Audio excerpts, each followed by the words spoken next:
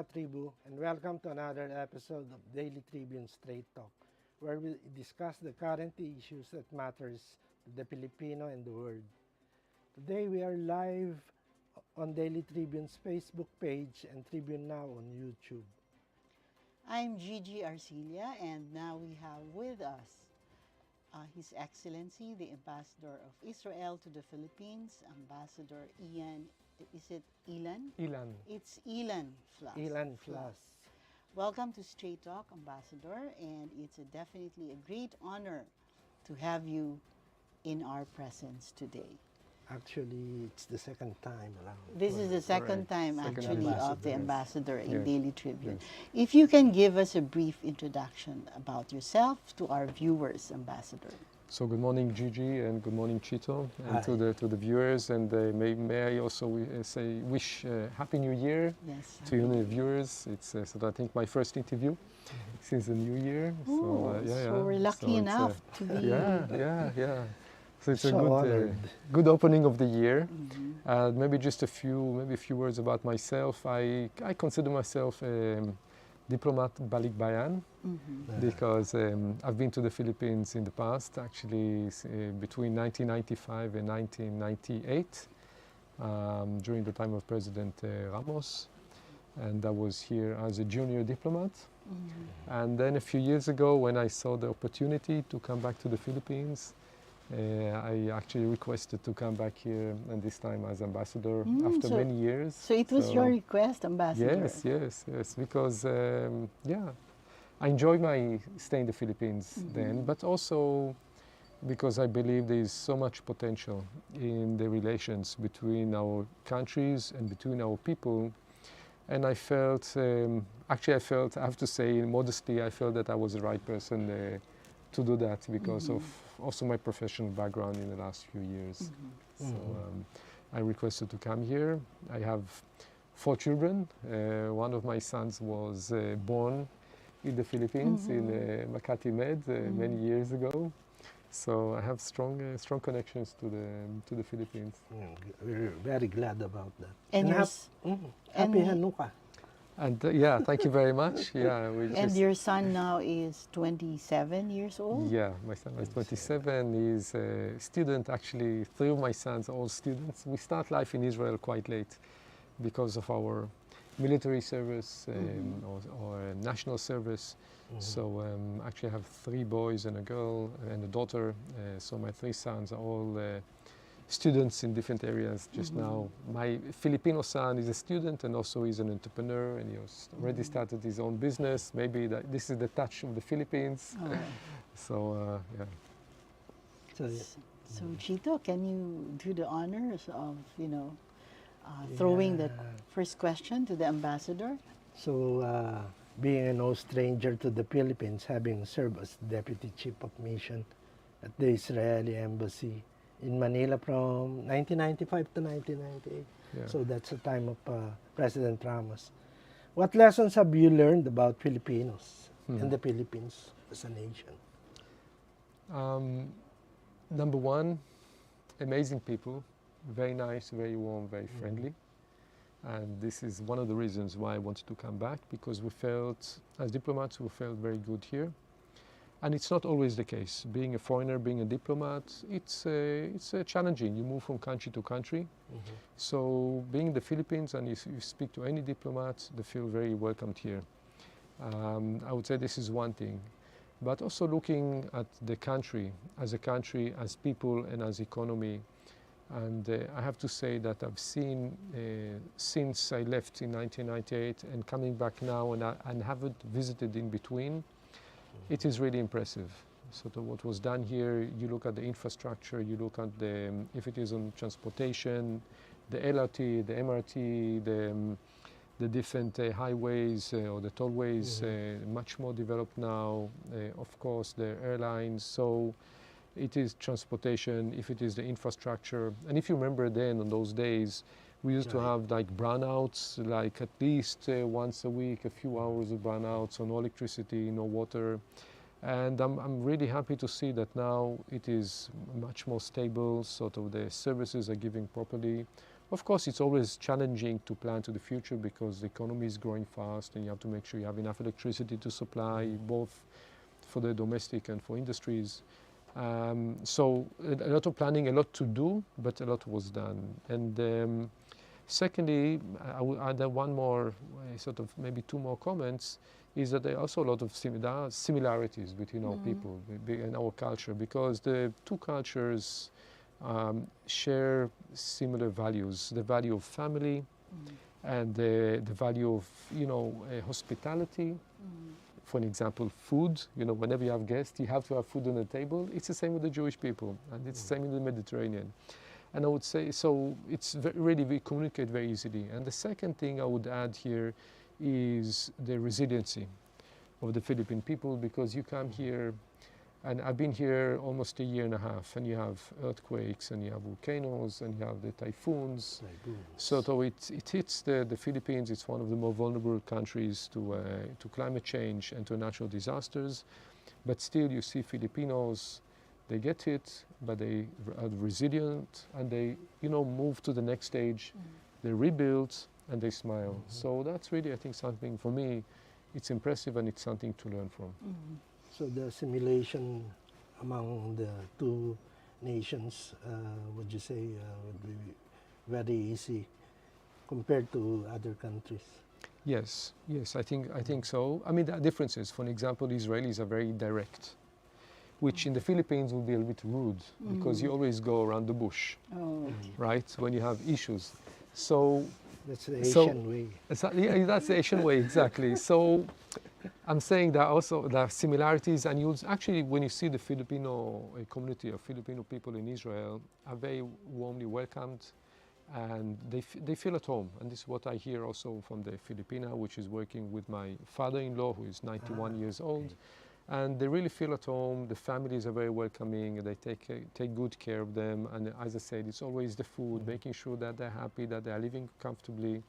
And the same when Israelis are coming here also, they feel very comfortable here. So we have the differences, we have the similarities, but generally speaking, I think the two peoples get along very well together, and it's reflected all along history.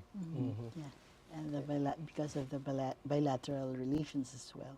Yeah. So, Ambassador, you are the most visible foreign ambassador in the Philippines, and you have been going around to help farmers, communities, in terms of agriculture productivity and food security.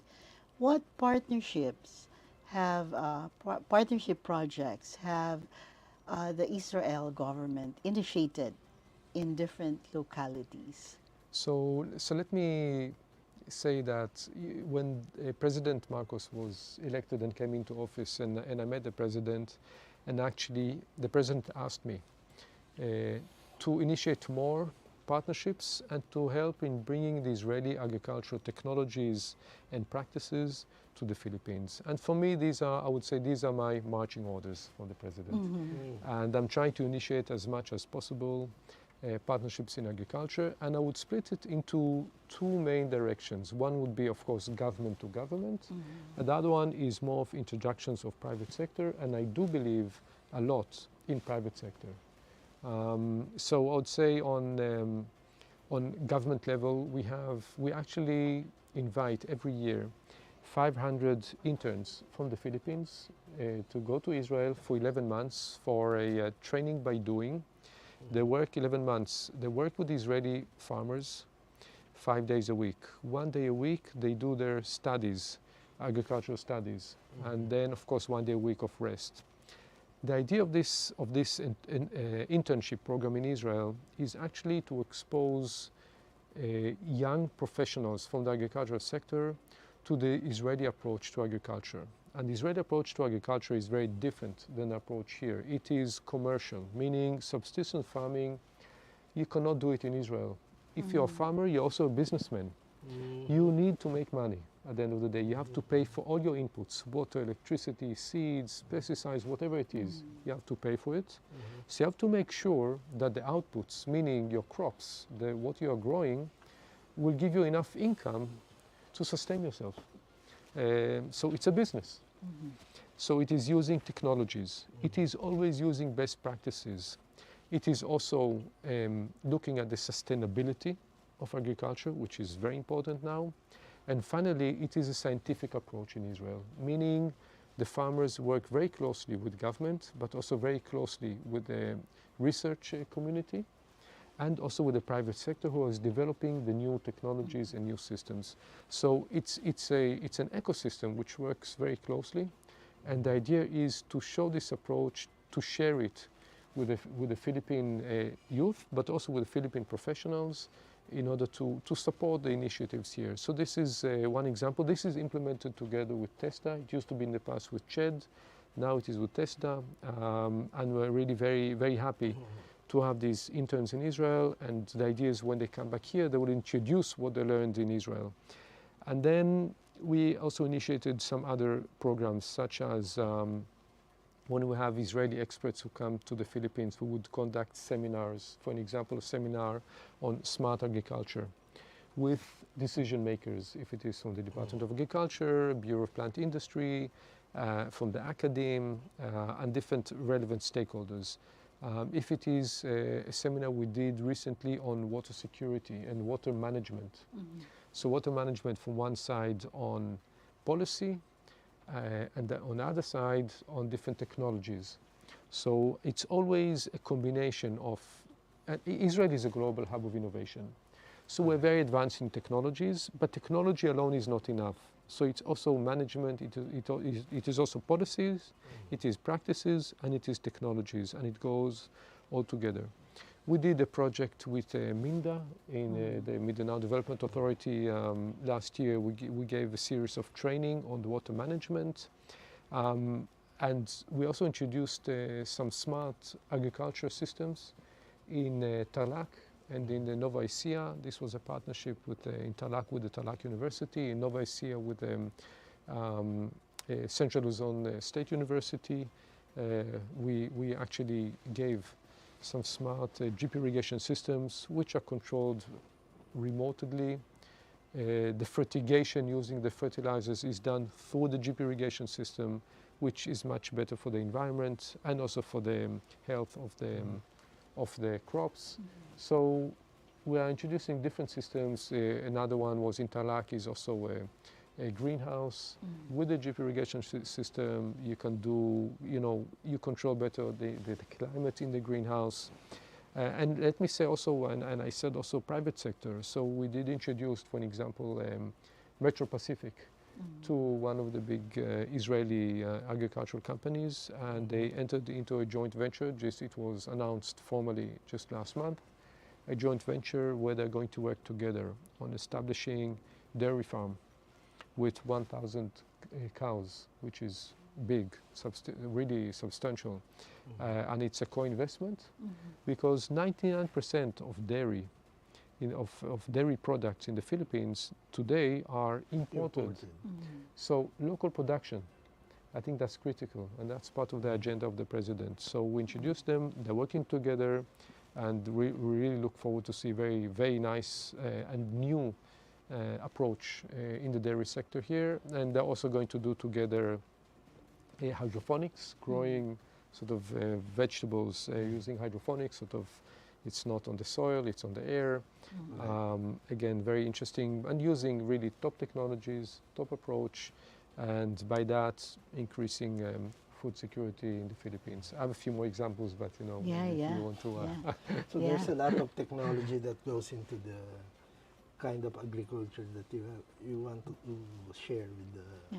Actually, speaking of technology, I did some research and I came across, the automated drip irrigation that the Israel government has donated to farmers groups. So what exactly is an automated drip irrigation?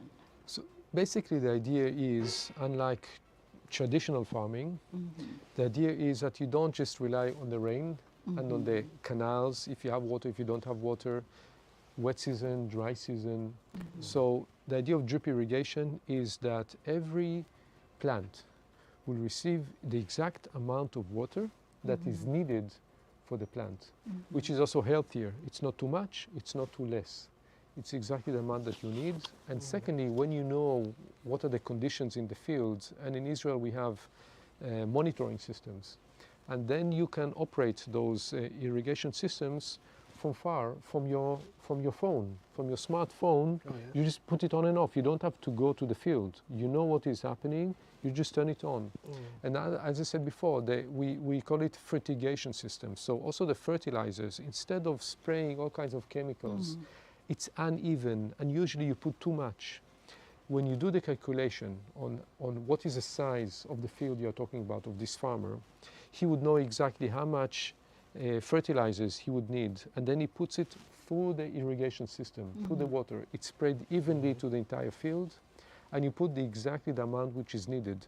Healthier for us as consumers, healthier for the soil, which is not getting depleted and Depleted, yeah. yes. So it's really different because in the Philippines, you spray the fertilizer separate from the irrigation. So Exactly. now Sometimes it's like a dextrose, an IV, you know, Exactly. an IV, and you know. And the drip irrigation goes directly to the roots. uh, So you don't even waste when you have the open canals, all kinds of systems. A lot of water is being lost on the way. Now, when we talk about water, so when you talk about irrigation, from one side, it's better for the plant. It's better for the environment. It is better for how much water you're using, water management. And also in the Philippines, we are seeing now that there are challenges of water supply. So it creates a whole, I would say, ecosystem, which is much better managed, and you know what you're doing. So we have to cut you, Ambassador. It was a very, very informative, and we would like to learn more. When Straight Talk returns, we'll be talking more about Israel's programs and initiatives here in the Philippines. So we'll be back. Nasa kamay mo ang swerte, ngunit hindi ito isang laro na para lang sa'yo.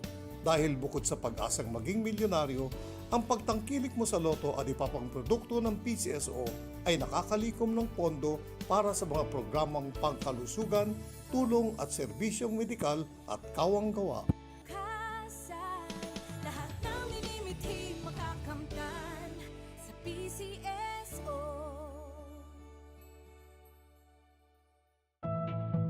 Welcome ka dito sa SM. Come as you are.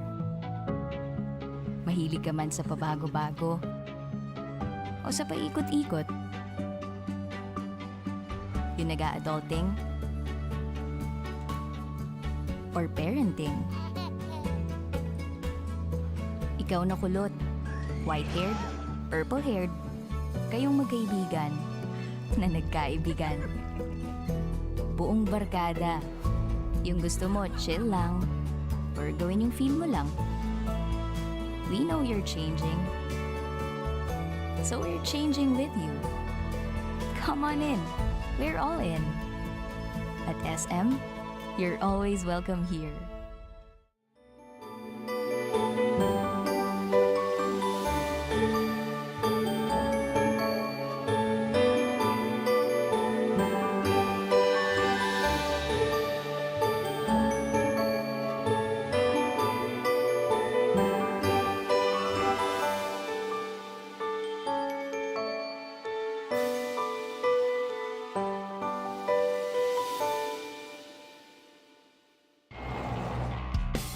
Every time I'm on the road, I can expect high performance from Phoenix Fuels. Now with Pulse technology, delivers enhanced power and acceleration to make every trip come alive. With Globe, our steps can lead us to millions of doors opening, millions of paths unfolding, and millions of reasons to keep going. Now's the time to be with a network that gets better every day for you.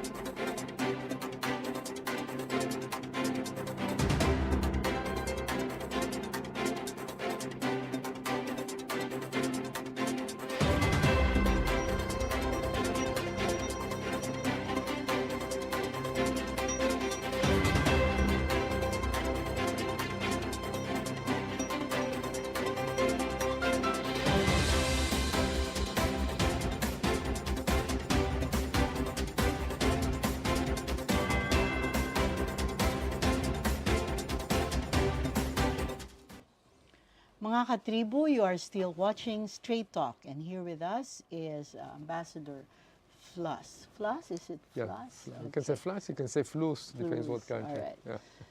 So now, if you may share, Ambassador, with our viewers how the Israel Internship Program and the Feel Smart project greatly helped our farmers.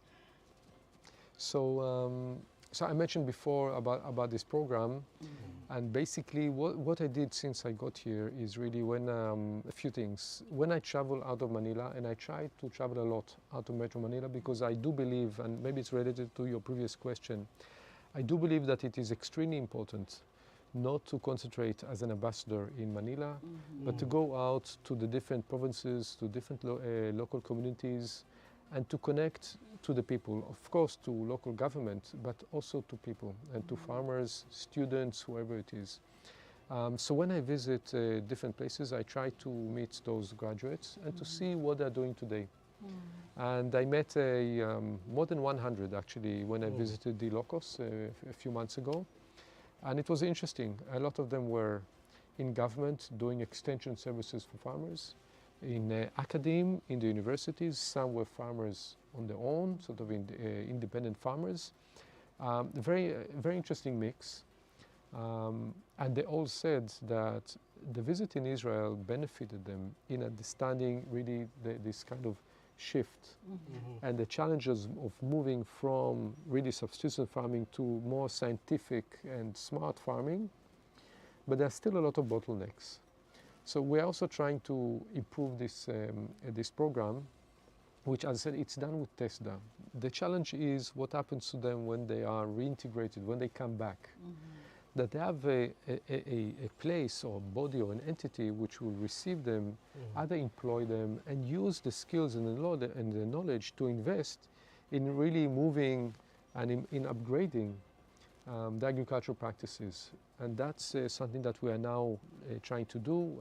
We're going to have here next week actually a visit from the person who is leading the program in Israel, together with his deputy. Will be coming here, and we're going to have meetings with TESDA and with other relevant stakeholders. And we're going to have really a whole, I would say, brainstorming and discussions on how to make the program even more effective. So that's a challenge, the difference between the level of technologies within Israel and the Philippines. It's when those yes, farmers when they come back. When they come back, exactly. Well, it's the technologies. It's also, I would say, it's a whole ecosystem. So it's the technologies, it is the infrastructure. It is also the different stakeholders, because the agricultural sector here is very different than the sector in Israel. There are a lot of the traders, those who are finance. There are all kinds of stakeholders here which do not operate in the same way in Israel. And there's also another challenge is that there's no crop insurance. You see this now after natural disasters. So if there was more data, and this is one of the Israeli companies is trying to come in here and to work on the data, because when you know the data, the historical data of the farmers, what is the size, what do they usually produce, how much, with that you can predict what they're going to do, and on that you can also give them some kind of an insurance. So, and also methodological services. So they're coming with all kinds of extra components, which hopefully can help in growing, in developing more the sector. Of course, we're working very closely with the Department of Agriculture and with the leadership here, and there are many other initiatives. So we're also trying to work in partnerships with other developer agencies and with the academy. Let me just go back to what you mentioned, Ambassador, a while ago about, there are, farmers that are, that go to Israel for work and training, the 5-day work and then 1-day lecture. How many so far have attended that program in Israel? So my estimate is that we have at least 10,000 who have graduated, because this program, it's not a new program. It's been going on for more than 20 years. The challenge in this program is really the monitoring and doing the analysis after that on the effectiveness and what are the outcomes, the results of this program.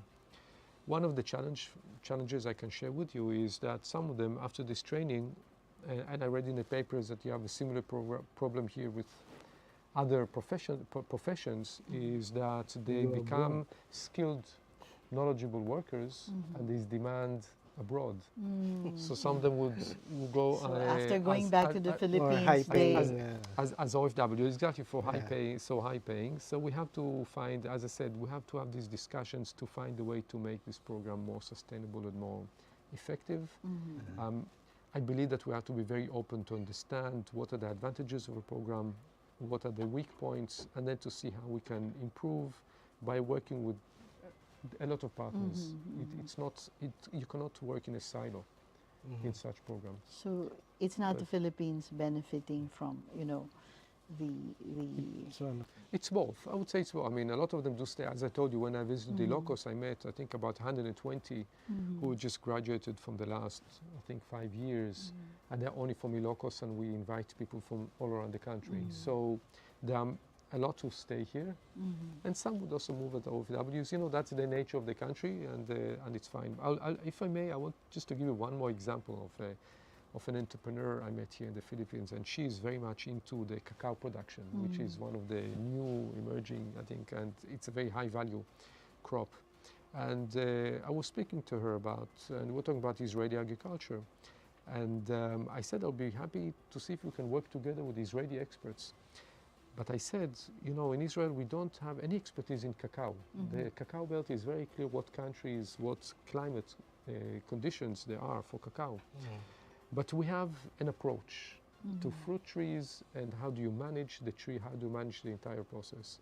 And funnily enough, after, I think by now it's about 6 or 7 months that they've been working on a small scale in a farm in Laguna with the potential in Davao, in actually growing again the original cacao of the Philippines, which is called the Criollo, which is supposed to be sweeter and better quality.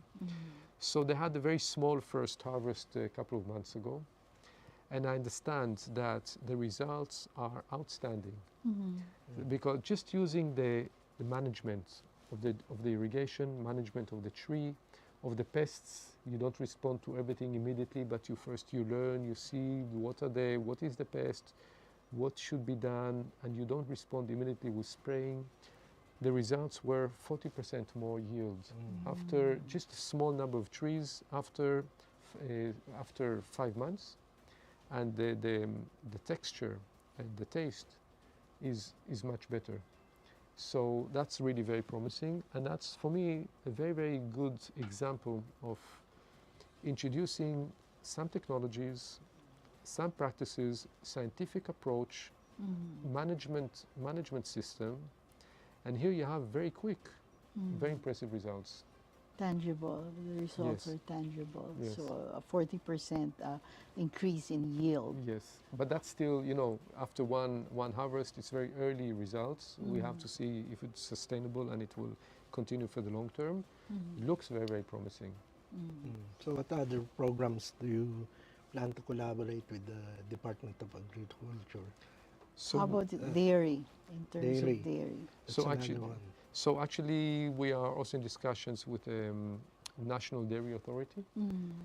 They visited Israel National Dairy Authority together with the Agricultural Training Institute, both agencies of the Department of Agriculture.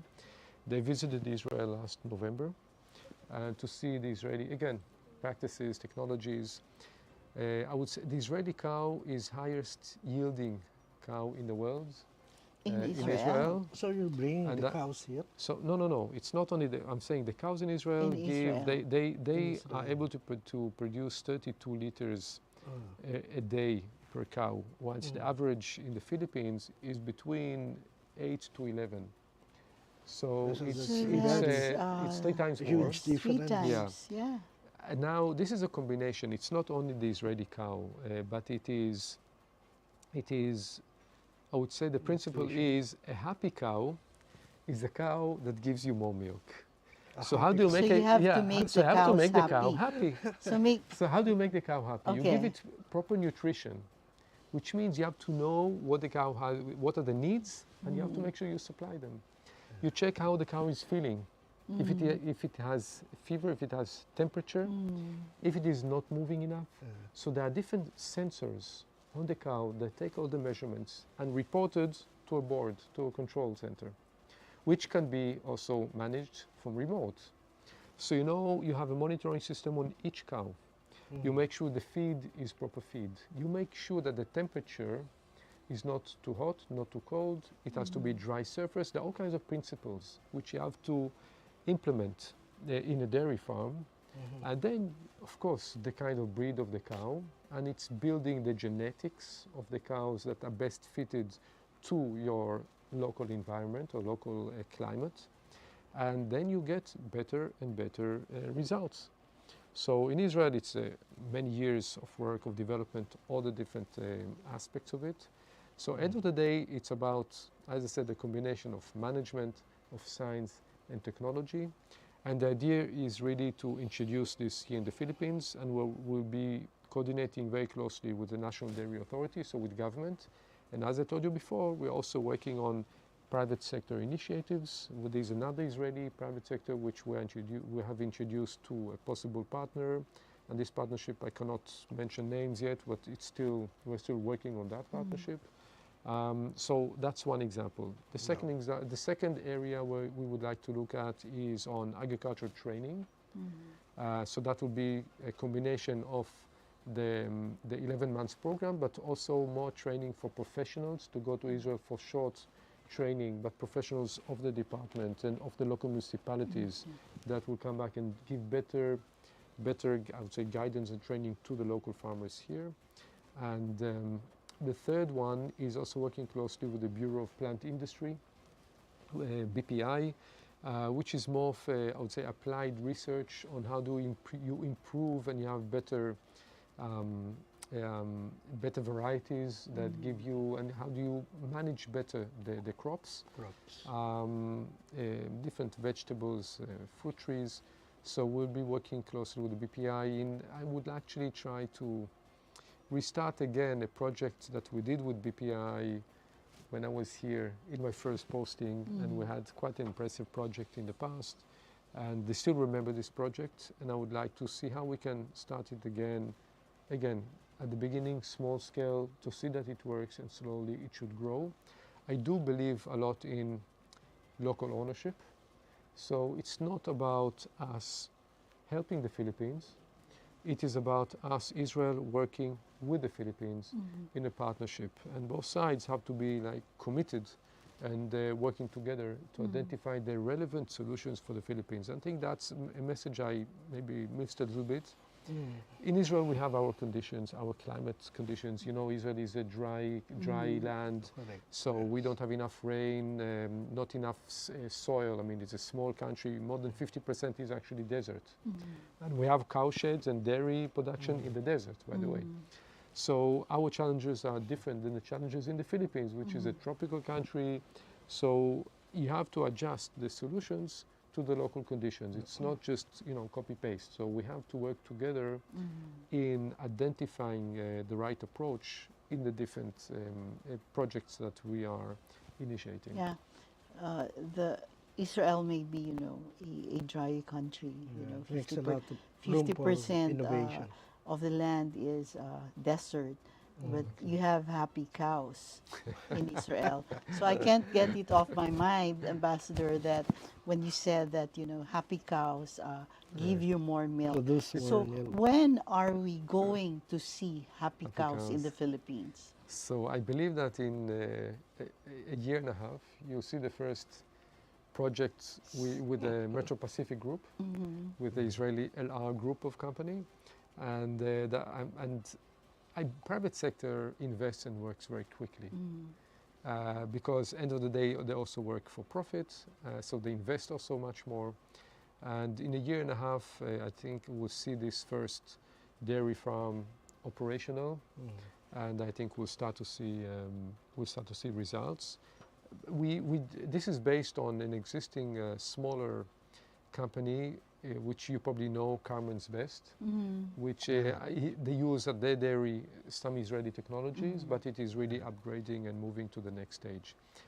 And we have to remember, agriculture, it's long term. You need patience. Well, it's also, when you talk about infrastructure, changing economic trend, we have to build and to work and to plan for the long term. We have to start now, but the results take time. You have to have all kinds of, roadmap to make sure that you're going in the right direction. Quite often you would see that when technologies are implemented without a proper planning and without the right partner, you'll have this waste of technology which is not really utilized properly. So you need patience, and you need to aim for the long run and to invest, knowing that the future, and that's another challenge I think in the Philippines, because a lot of smallholder farmers who don't have the pockets, the deep pockets that they can invest once, and this is why I talked about the crop insurance and about finding ways how to help them do such investments which will enable them to think differently. So it's also changing a mindset. All right. So I can't wait to see happy cows in 2024 ambassador. Yeah, I like that. I like what the ambassador said. So Very Chito, practical.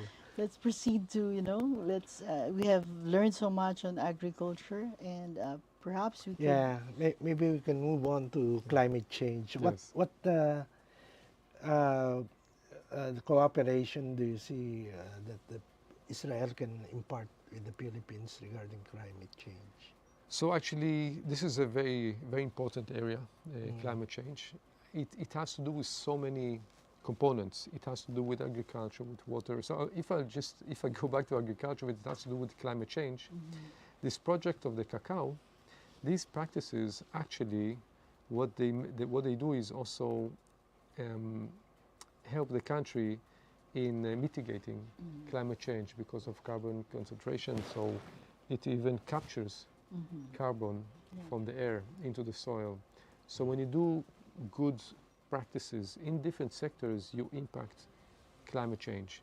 There is an Israeli company we are trying to bring here, which is looking at energy, but really reuse of organic leftovers, including taking the leftovers from the toilets and the restrooms and turning this garbage into two options. One would be gas, cooking gas, and light, but gas that can be used in remote areas where there's no reliable supply of electricity. And secondly, it can also be used as fertilizer for the soil. So it's organic, natural fertilizer, so less harmful to the environment, especially now with the prices of fertilizers because of the Russia-Ukraine war. They're very, very high now. So it's a combination, which brings a very interesting solution. We are also looking at, in general, collaborating in doing more capacity building programs. Maybe I want to go back just to say that Israel has an agency called Mashav, which is the Israeli International Development Cooperation Agency, which is an agency within the Ministry of Foreign Affairs, which is doing the work with our development partners. But the Israeli approach to development is to do more of capacity building, because this is also the experience of Israel.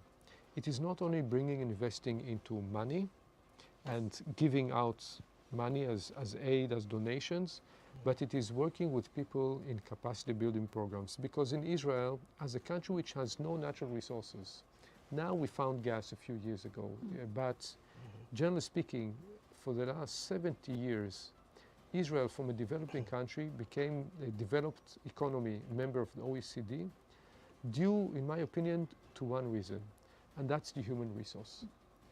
When you invest in human resource, you have better people, better trained, better education, and then you can develop solutions to your challenges. So our approach to development is focusing on capacity building. So this is something that we are also discussing with the Department of the Environment, and I met the Secretary. Also with the Commission on Climate Change, I met the Commissioner. So also different programs which are, end of the day, will be connected to adaptation to climate change. So Filipinos in Israel constitute one of the largest groups of immigrant workers in your country.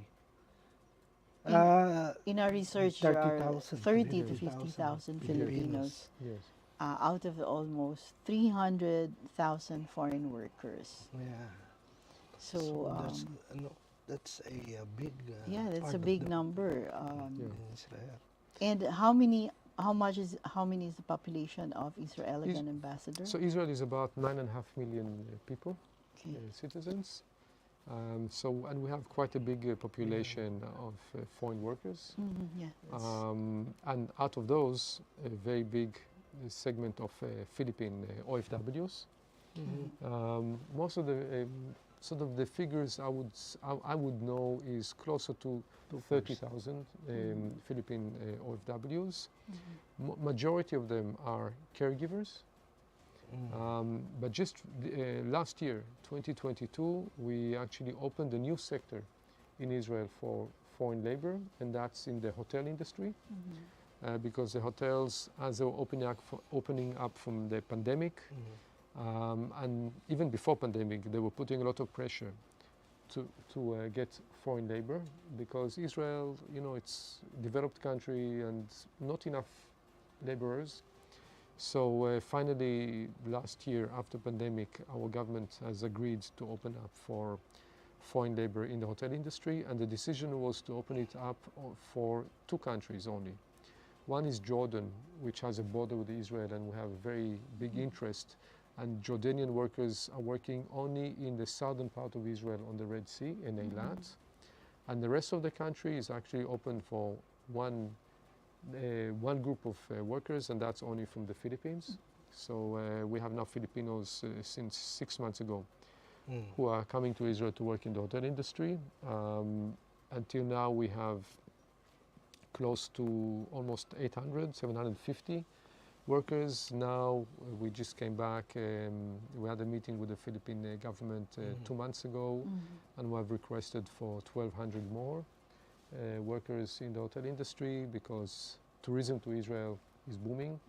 So we need more workers. So it will go up to 2,000, and then we'll see how much. If we need more, obviously we'll invite more. Yeah. Do you have a quota on foreign workers in Israel? So it depends on the sector. So for hotel, I would say the foreign labor in Israel is very closely regulated, because we also have unemployment, and you don't want to have a free flow of foreign workers into Israel on the account of Israelis who then become unemployed, and you want to get Israelis work in all sectors. Of course. However, reality is that in some sectors, Israelis do not want to work. So then you open up for foreign labor, but it's closely monitored that there will not be too many, and they will be all staying where they are working. So we have quotas according to some sectors. On the caregiver, there's no quota, because on caregivers it depends on the needs, and you have certain criteria that you can apply to the Israeli authorities to get a caregiver. If you are elderly and you cannot take care of yourself, if you're disabled, then you'll have caregivers come in. So there's no quota on that. All right. So before we pause for a break, Ambassador, may I just ask, what is the employment rate in Israel? What is the employment? Employment rate. I think the unemployment, if I'm not mistaken, is about 5% unemployment in Israel. 5%. If I'm not mistaken, I'm not sure about the figure. But let me add just one word about the Filipino workers in Israel, who are very close to our heart, sort of, because end of the day they take care of the elderly. Now in Israel, because of the very sophisticated health system, so people live longer.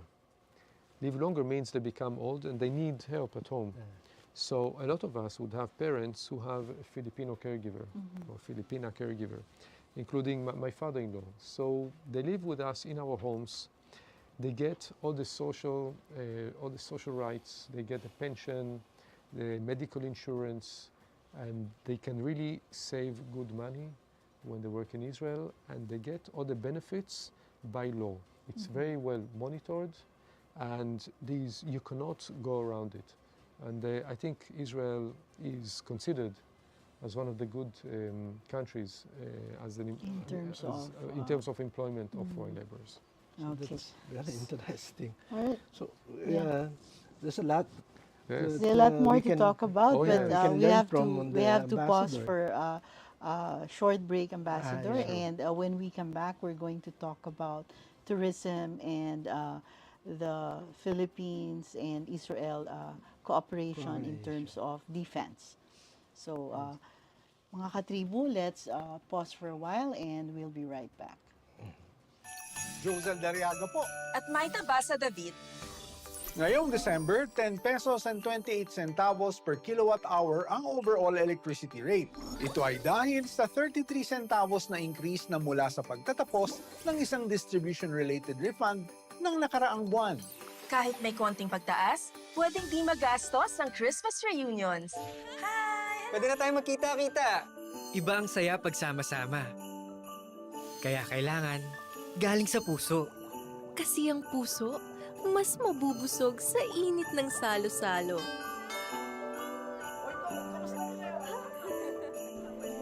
Pero kahit simple lang, basta safe. At masigla ang lahat.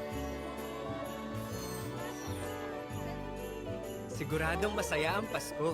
Maliwanag na Pasko't bagong taon po sa lahat. Mula sa Meralco at Department of Energy.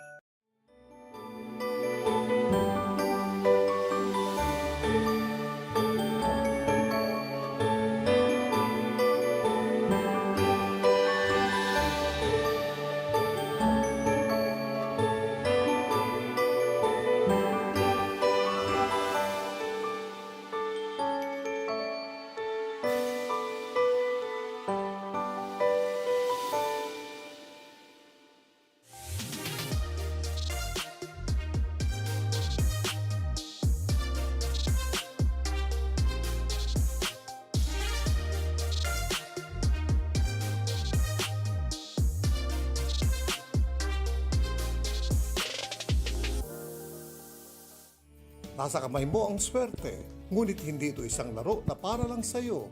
Dahil bukod sa pag-asang maging milyonaryo, ang pagtangkilik mo sa loto at ipapang produkto ng PCSO ay nakakalikom ng pondo para sa mga programang pangkalusugan, tulong at serbisyong medikal at kawang-gawa. Lahat ng minimithi makakamtan sa PCSO.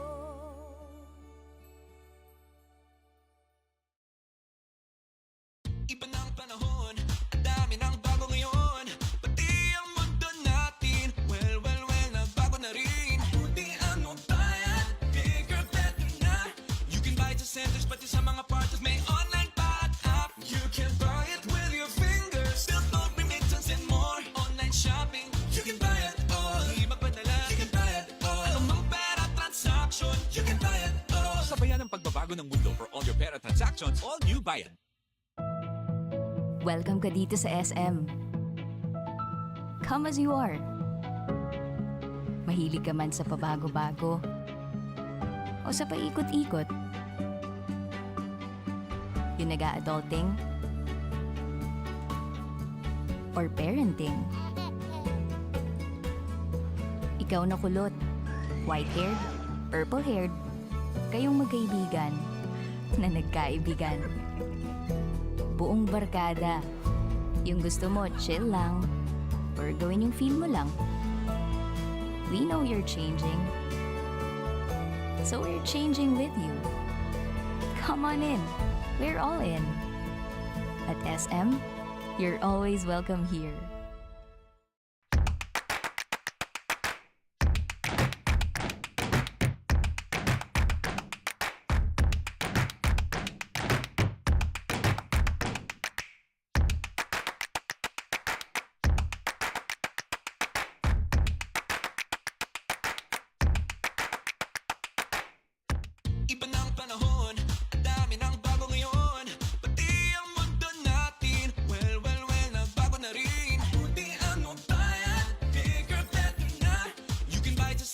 Pati sa mga parties may online pa at app. You can buy it with your fingers. Still note remittance and more. Online shopping, you can buy it all. Di magpadala, you can buy it all. Anumang pera transaction, you can buy it all. Sabayan ang pagbabago ng mundo for all your pera transactions, all new Bayan.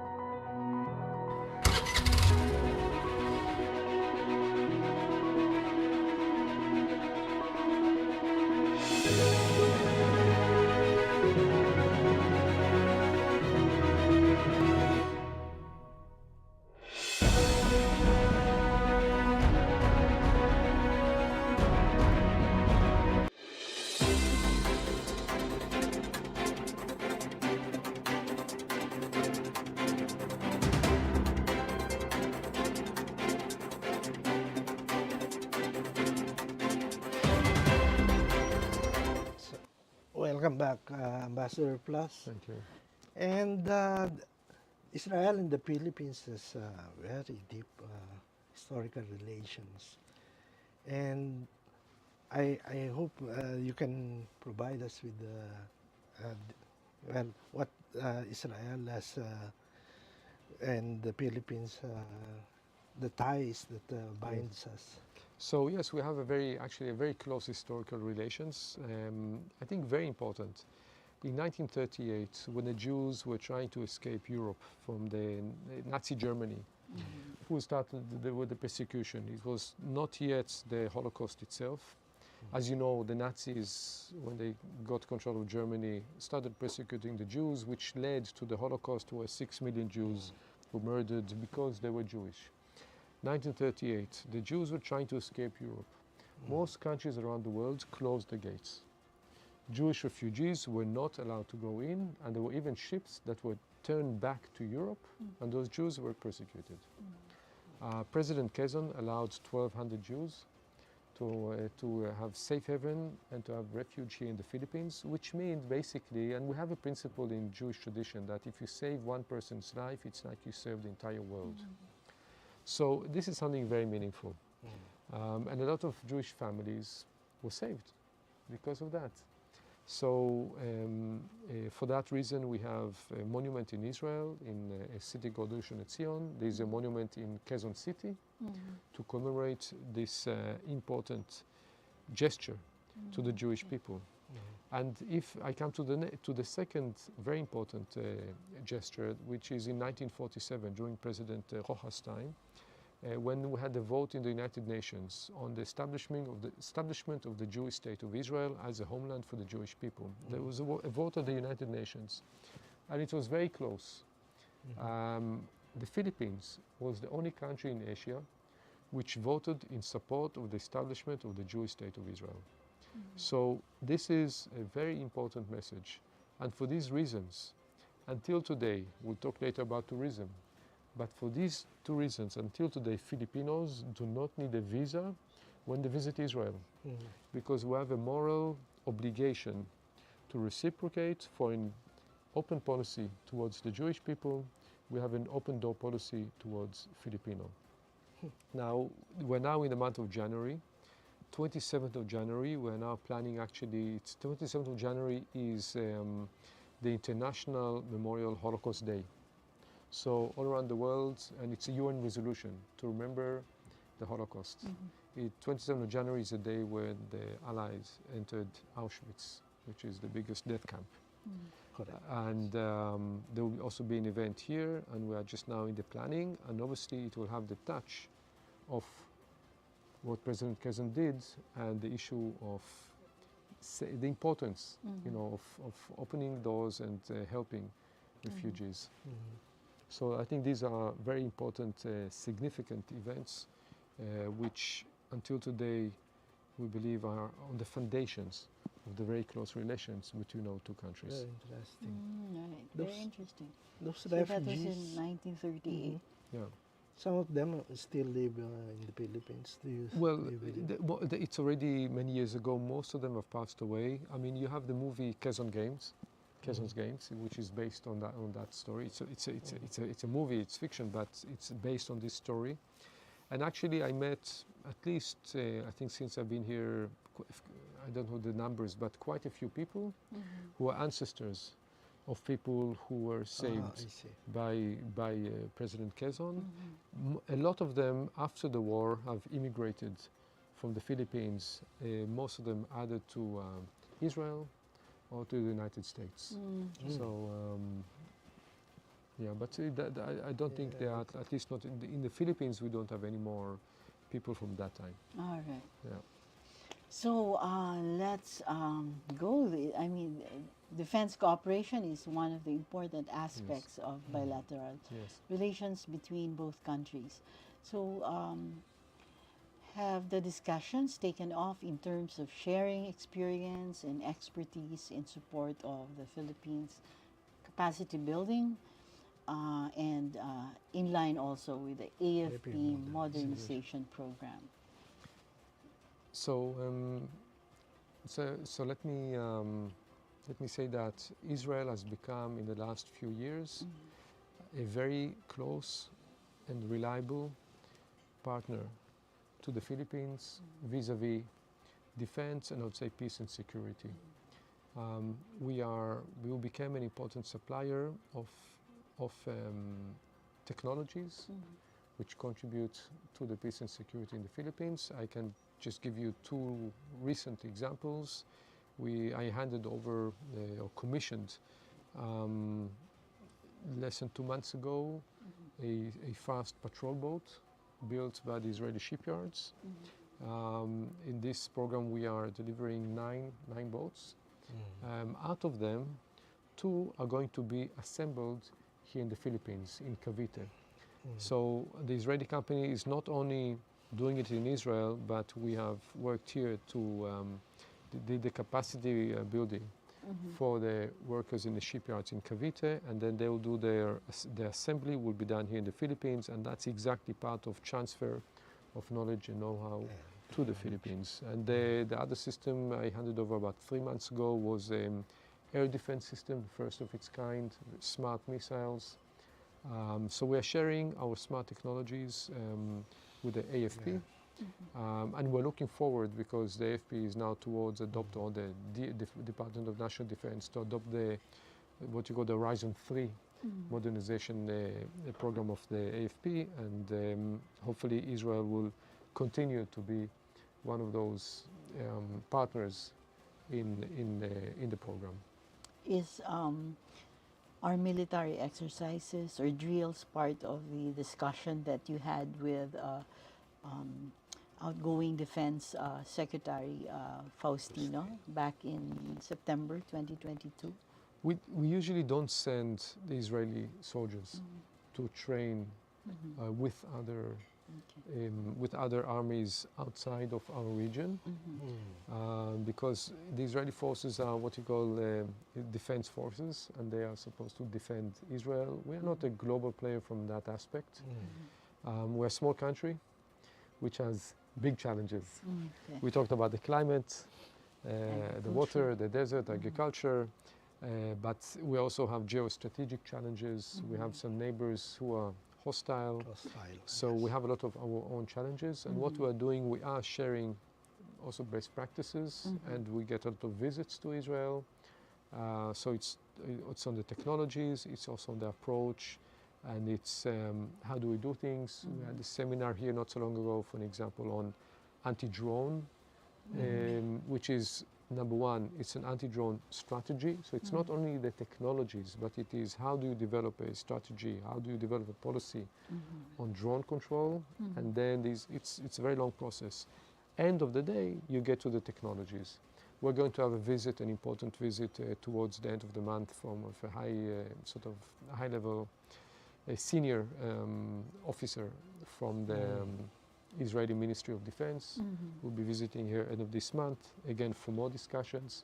We're also supplying to the police and the Coast Guard, different systems. And I have to say that as the Israeli ambassador, I'm very proud to gain the trust of the leadership of the country that and Israel. I'm really proud that Israel has become a major supplier, and it's not something we take for granted, and we make sure that the systems that we supply really deliver. All right, so let's talk about tourism, Ambassador. I have many questions here from many who have Israel on their bucket list. So first, is going to Israel affordable? That's I would say that's the trickiest question I think I received, because Israel is an expensive country. End of the day, it's not a cheap country. However, I know that when you go as a group, you know, if you avoid, let's say, Tel Aviv, which is the biggest business city, then it's becoming more affordable, because Tel Aviv and Jerusalem are very congested. And but generally speaking, Israel is not a cheap country. However, I meet so many people who really want to visit Israel, and they go. Religious pilgrimage is one thing. How much is the exchange rate, by the way? Of one Israeli shekel, I think, is about 18 pesos. Oh, okay. Filipinos love to go to Israel. Of course, the number one reason is pilgrimage. The Holy Land. The Holy Land. But if you add to it, I think the second aspect is fun. Because Israel is a country which you can have really a lot of fun, good food, very good restaurants, wine, so the culinary scene is very advanced. Wine, very good wineries in Israel. In the last 30 years, we were a country that used to do wine very sweet, like for traditional ceremonies of the Jewish tradition. And today we have the most sophisticated wine, which wins international prizes.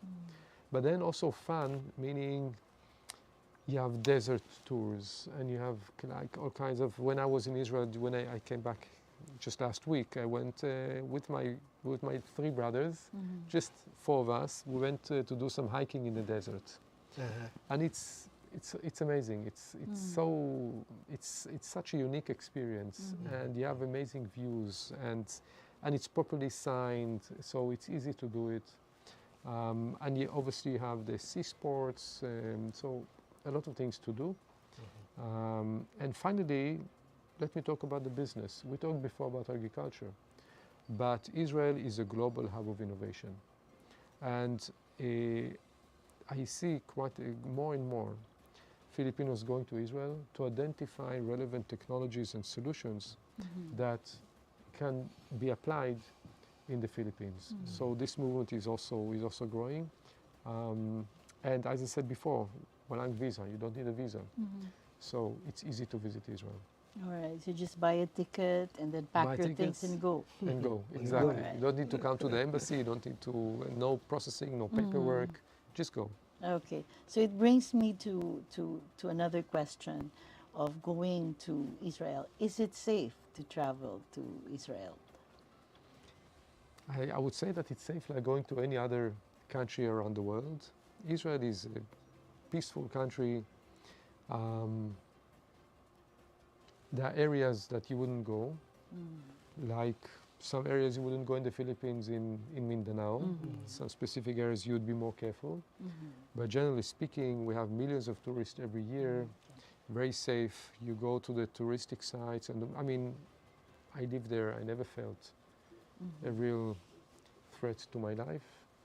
And you see a lot of tourists go there and there's no problem. So you have to avoid, pickpocketing and all this regular... So you also have it... the regular crime like in any country, you have crime like in any country. But generally speaking, Israel is not only safe, I would say it's also a friendly country to tourists. Israelis like to talk, especially to foreigners. And they will tell you, oh, you have to try this food, eat falafel, the shawarma, the hummus, tahini.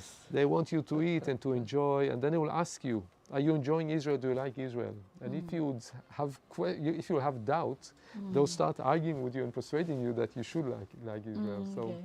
and I would also say that also the culture and art, a lot of good museums, a lot of very modern art in Israel. So it's a combination of history, archaeology, but also modern art and modern things that you can see in Israel. Okay. You know, So, I hate ending this interesting discussion, but maybe we can have your last words. yeah, or maybe part of your last words, Ambassador, is, what other fields of, what other areas is the Israel government or the embassy of Israel in the Philippines would want to, to strengthen or to pursue, in the coming months or in the coming few years. So we talked about agriculture, we talked about the defense. End of the day, if you look at what we're talking about, is actually we're talking about technologies and modern approach. And actually my vision coming here as Israeli ambassador is creating bridges of innovation and technology between our two countries. And those bridges are extremely important for me because a bridge is what connects our countries and our people. And what is interesting for the Philippines, I believe, seeing the challenges here, is the right technologies. Now in Israel, we have a very advanced, what we call ecosystem or environment of innovation. It comes for many reasons. Policy, regulation, an approach, a mindset, different actors that are contributing to having so much innovations. I'll just give you one figure. 9.5 million people, more than 9,000 startups. 9,000 startups. In the Philippines, you have just over 1,000 startups. Just a comparison.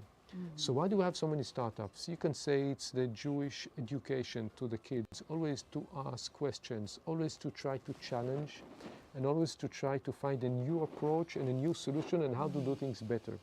It is because of a climatic challenge. It's because of the geostrategic and the military threats. So there are many reasons, and we don't have any natural resources, so the human resource. So a lot of reasons made Israel what we call a startup nation. Now, I believe we can share this experience with the Philippines, and this is what we're trying to do. So, number one, working with the government, and we invited a delegation last year from Department of Science and Technology, together with some universities, for a 10-day study tour to understand the Israeli ecosystem. We're planning to do the same thing again this year with other ministries who are also very relevant for the startup, the DTI, NEDA. So working with all the stakeholders. We had an exhibition prepared here by us, by the Embassy, of Israeli innovations implemented in the Philippines. And then we had an Israeli expert who came to the Philippines in order to talk about and to introduce the Israeli approach. We had a session in Senate. We introduced the exhibition actually in Senate because you need to have all the stakeholders. It's also legislation. So we had a session with Senate where we also opened the exhibition. We had a session with the government, DTI, the OST, and NEDA. We had a session with entrepreneurs themselves and also with incubators from the academia, because universities are also very important. So we are planning all kinds of programs on what you would say the innovation and technology, government, academe, and obviously private sector to private sector. And I do encourage, and I believe that at the end of the day, you believe by seeing. Israel, if I look at the history, it's a miracle. It's a country which didn't exist as an independent country for 2,000 years.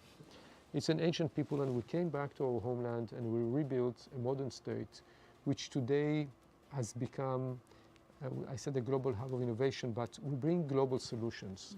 You talk about Waze, you talk about Viber, which is very popular in the Philippines, it's Israeli technology. So all kinds of all computers have Israeli components, all computers. So many technologies come from Israel, and I believe that we have to share the solutions that were developed in Israel with the global community. And this is what I can, of course, for me as Israeli ambassador, with the Philippines. Last night on the phone, we have a time gap between Philippines and Israel. I was on the phone with some of the big companies in Israel, again working on how can I bring them here and how can I bring the Filipino partners to visit Israel and to understand. So it's not only for buying the products, it is an approach towards innovation to look for future solutions. So this is, I would say, my vision. We are going to celebrate this year 75 years of independence and 65 years of friendship between our two countries. And I want this significant year to be focusing on building bridges of innovation and technology between our two countries. Oh, very well said, Ambassador. So before we close the program, Ambassador, let me just say that, you said that 2,000 years, Israel has not been known, but it's not. I mean, I beg to disagree because Israel is the most mentioned country in the Bible. In the Bible. Yes, in the Bible. Well, I totally agree with you. I'm also, a man of the Bible, and I read. I'm a very observant Jew. But what I meant is that since the destruction of the temple at the 1st century, the Jewish people were expelled out of Israel. We had a very small population, Jewish population that remained there, but the Jewish people were spread all around the world. We still are spread on the world, but 1948, finally we were able to gain again independence and having our own state, the state of Israel, the modern state of Israel. So since the 1st century until 1948, we were a people, we were a religion, but we didn't have we were a nation, but we didn't have an independent country. But still, you're the most mentioned country in the Bible. Correct. That's something to emulate. Yes, Absolutely. that's right. That's right. Absolutely. So we learned so much from you, Ambassador, and so many in many areas. Much that we would like to to learn more about your country and your initiatives to help the Philippines, to strengthen the ties with the Philippines. We're afraid we need to end the show. Thank you so much, Ambassador, for the wonderful discussion and for gracing us in today's program. I just want to say thank you for hosting me here. And we have a lot of cultural programs. I didn't talk about Israeli movies and other cultural activities, but please do also follow our Facebook page, and you'll see on a daily basis what we are doing. I think you'll find our page. Yes, quite we'll interesting. do. What's Thank your you. Facebook page, Ambassador? Well, mine is Ilan Fluss, my personal. I'm very active on Facebook since I got to the Philippines, but also we have the embassy, the Israel in the Philippines. This is our page, and you'll see. I think you'll see a lot of. Thank you very much. Mga ka-tribu, you heard it from the ambassador. Follow his Facebook page. And thank you for tuning in and watching Straight Talk live every Tuesday at 10 a.m. on Daily Tribune's Facebook page and Tribune Now on YouTube. Once again, I'm Chito Lozada. I'm Gigie Arcilla, and this has been Straight Talk. Thank you.